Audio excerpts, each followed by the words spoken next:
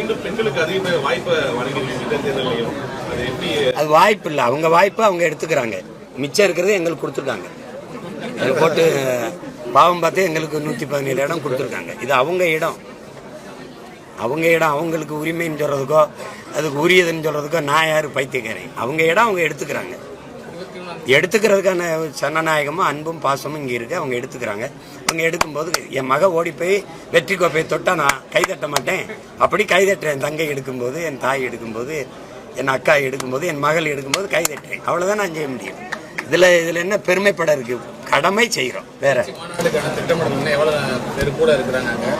சிறப்பான திட்டம் இருக்கு. காசு மட்டும் இல்ல, ஏதாவது கொடுத்து விடு. என்ன பணம் தான் இல்ல, அதை கொடுத்துரு. அதெல்லாம் நல்லா நடக்கும். திமுகவுக்கும் தாவேக்காவுக்கும் தான் போட்டின்னு அவங்க பேசுறாங்க. நேற்று விருப்ப மனு வாங்கியிருக்காங்க. பனையூர் தொகுதியில விஜய் போட்டியிடணும்னு சொல்லி விருப்ப மனு கொடுத்திருக்காங்க. அந்த அளவுக்கு ஒரு சூழல் இருக்கு. அந்த மாதிரி ஒரு இது இருக்கு. பனையூர் தொகுதியில போட்டியிடணும்னு சொல்லி விட்டு தீர்ந்து செய்யறாங்க. இது ஒரு அனுபவம் இல்லைங்கிறது சின்ன பிள்ளை தெரியல. இது வியாபாரம் இல்லைல்ல, ஏதோ விற்பனை பண்ற மாதிரி நினைச்சிட்டு இருக்காங்க.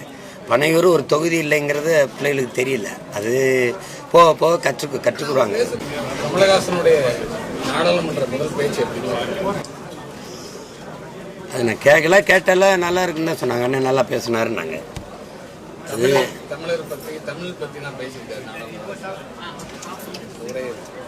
அண்ணன் தமிழர், தமிழ் மீது பற்று கொண்டவர் தானே. அதனால பேசத்தானே செய்வார்.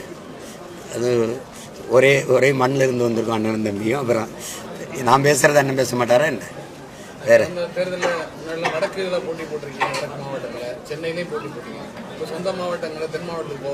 விளையாட்டு வீரனுக்கு முதல்ல இறங்கினா என்ன, மூணாவது இறங்கினா, நாலாவது இறங்கினா, தெற்க என்ன வடக்கு என்ன? போர் வீரனுக்கு எங்கேயும் போடுறதுதான். இந்த இடத்துல நீங்க எங்க நீங்க எல்லாம் விரும்புறீங்களோ அங்க போட்டிடுவோம். என்னங்கய்யா, ஒரு 10 நாள் பொறுப்பா? என்னடா 10 நாள் பொறு அண்ணன். வேற